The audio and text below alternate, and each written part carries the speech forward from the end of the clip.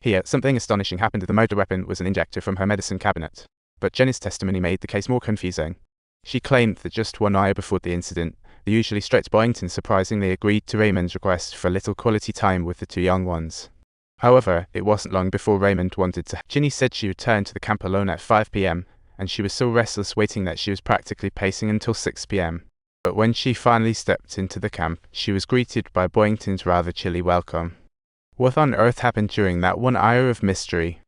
Just then, Poirot recalled overhearing Raymond and his sister Carol plotting against their mother and the both talk about a coincidence. But Ginny provided her boyfriend with an ironclad alibi with her expertise. Preliminary investigations determined that the time of Boynton's death was 2 full hours before she was discovered. Shocking, right? This means that by the time Raymond returned, the wealthy old lady had already left the building. Here's the kicker: if Raymond really found his mother gone, could her death be a get-out-of-jail-free card for him? If Raymond truly knew his mother had kicked the bucket, why not ring the cops right away instead of waiting for Ginny to unveil the truth? What kind of dark secrets is this seemingly dutiful son hiding? As Poirot dug deeper, the Countess' testimony added a whole new level of complexity to the case. She revealed that before the incident, she had a rather brief and awkward chat with Boynton. Due to their personality clash, the two hardly said a word before they politely parted ways. Then she witnessed an unforgettable moment. Boynton unleashed his fury on an Arab servant. The crucial factor in this context is... The Countess was about to say goodbye to Boynton with her assistant. The clock struck 4 p.m, and Boynton seemed completely dismissive, as if he were swatting flies. This detail is crucial. It proves that Mrs. Boynton was still alive and kicking at 4 p.m. Just then, the secretary waltzed in and escorted the Countess out of the room, leaving the rest of the story even more mysterious. Mrs. Boynton's death repeated 8 times.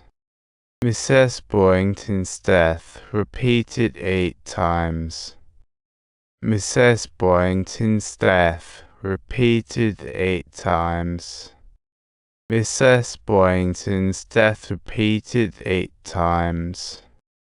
Mrs. Boynton's death repeated 8 times. The eldest son kept denying any knowledge. Poirot then asked his daughter-in-law, Nadine, about the day of the incident. She secretly met the lawyer, then decided to drop all the secrets. At 4:30 p.m, she confessed to Boynton. Surprisingly, the old lady flew into a rage. To avoid verbal sparring, Nadine went to the nearby construction site to find her husband. More importantly, Nadine revealed 2 key bits of information. Boynton had a habit of regularly drinking Emperor Yang's brew. She also happened to have a subcutaneous injector, although she insisted she didn't bring the injector onto the continent. However, Poirot couldn't rule out anyone's suspicion. As she left, Nadine added, Boynton's drink bottle was smashed. Following protocol, Poirot questioned the lawyer and Carol. The lawyer claimed he'd arrive at 5 p.m, ruling him out as a suspect. As for Carol, she admitted to having seen Boynton, but only asked if she could fetch Ginny. Once she got the green light, she was off to the race. She clearly remembered that when they left, her mother had already closed her eyes and was in a state of napping. On the way, Ginny unexpectedly told Carol that an Arab chief had once entered the tent. As for the box the assistant picked up, she couldn't even recall when it was locked. Facing her defense once more, Poirot recalled her earlier conversation with her brother regarding their plot to murder their mother. Do you honestly believe that I could possibly have no connection to her death? Do you think I wouldn't conspire with my brother to off our mother? I never said I would. Just then, an unexpected noise erupted from a nearby cave. It turned out Raymond was hiding inside, and the jig was up. She had to confess that she hadn't gone through with that silly plan. She claimed she had gone to see her mother around 5:30 p.m, and as Poirot heard this, he quickly detected a fatal contradiction. According to Ginny's assessment, Boynton had died around 5 p.m. So who was Raymond chatting with? Seeing everyone disagreed, Poirot decided to ask Ginny about Boynton's death. They met a vendor named Hassan on the way. This guy took one look at Poirot and ran off in a panic. Ginny, seeing this, immediately took off after him, and shortly after, gunfire erupted from the alley. Just like that, Hassan was tragically shot, and the gun that killed him somehow ended up in Ginny's hands. What a coincidence.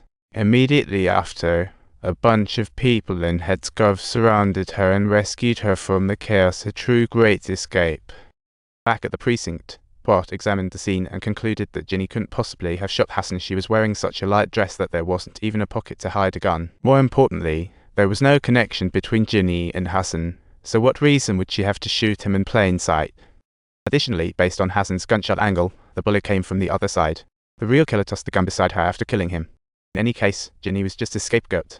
Hassan's death still shrouded. Poirot connected the dots, revealing an astonishing truth. Mrs. Boynton's death was no accident. Behind it lay a meticulously crafted conspiracy, and the killer was not only skilled but had nearly perfected the cover-up. But even the most flawless crimes leave a trace behind. A sharp glint flashed in Poirot's eye. It was time to unravel the truth. The next day, Poirot would gather everyone at the cafe to slowly unveil the entire truth of the case. Stay tuned. As it turned out, when Raymond went looking for Boynton, he discovered his mother had already left the building. He mistakenly assumed his sister had done her in, and to protect her, Raymond kept quiet about it. Soon after, Carol, searching for her mother, falsely accused her brother. To protect each other, she secretly disposed of the evidence, leading the assistant to find it later.